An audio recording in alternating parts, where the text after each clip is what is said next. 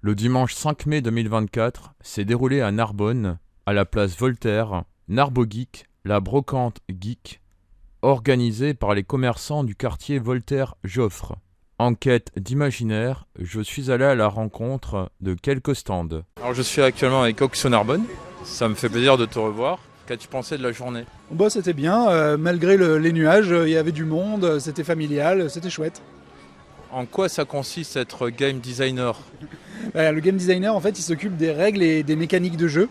Donc il s'occupe du fait que le jeu soit amusant, qu'on ait envie d'y revenir, que la difficulté soit bien dosée. Et il réfléchit en fait en termes d'objectifs et de manière d'atteindre ces objectifs. Donc en gros, quand tu crées un jeu, tu dois poser des objectifs à atteindre et tu dois donner aux joueurs des capacités pour atteindre les objectifs. Parce qu'un jeu sur lequel tu ne pourrais pas atteindre les objectifs, ce ne serait pas un jeu, ça s'appelle la vie, ça. Voilà. Et donc le métier du game designer consiste à concevoir tout ça.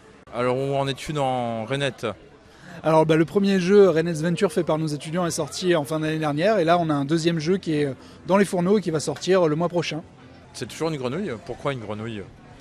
C'est l'animal totem de la ville de Narbonne. Donc on a repris ça et on travaille avec le Stal Occitan pour que le prochain jeu soit en double langue français et occitan. Ah, c'est très bien. Je suis au stand de Manga Candy. Bonjour. Alors qu'as-tu pensé de la journée ? Incroyable, on s'est régalé, du monde, on a bien travaillé, une bonne ambiance, conviviale comme il fallait. En plus on avait les copains à côté qui s'enfuient, ils m'entendent pas mais t'inquiète. Et il y a eu du monde au stand de Manga Candy ? Ouais, on s'est régalé, c'était vraiment cool. Et tu reviendras s'il y a une édition à Narbonne ? Avec plaisir, avec grand plaisir.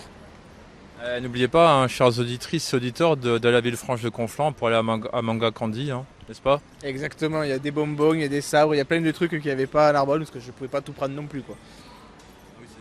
Sinon, ça serait compliqué de tout exposer. Je suis en présence de Fanart Pop Art. Comment vas-tu ? Ça va très bien, et toi ? Alors, je t'ai vu dans de nombreuses conventions, Serré Manga, la Mini Jap, et maintenant à Narbonne. Qu'est-ce que tu as pensé d'aujourd'hui ?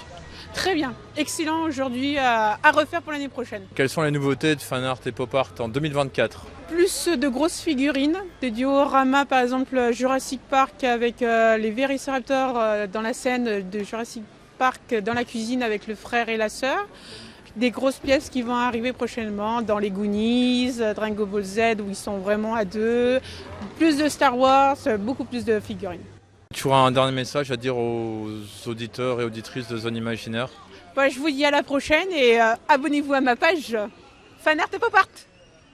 Très belle page d'ailleurs qui est souvent partagée sur Instagram. Merci à toi. Je tiens à remercier les personnes qui ont bien voulu répondre à mes questions et également les commerçants du quartier Voltaire-Joffre pour l'organisation de cet événement. Si vous désirez avoir plus d'informations ou renseignements au sujet du comité Voltaire-Joffre, je vous invite à cliquer sur les liens affichés en dessous de cette vidéo dans la partie description. Sur ce, je vous donne rendez-vous dans un prochain reportage ou recueil de podcasts autour d'un salon littéraire ou d'un événement, et à très bientôt dans la zone imaginaire, bien sûr.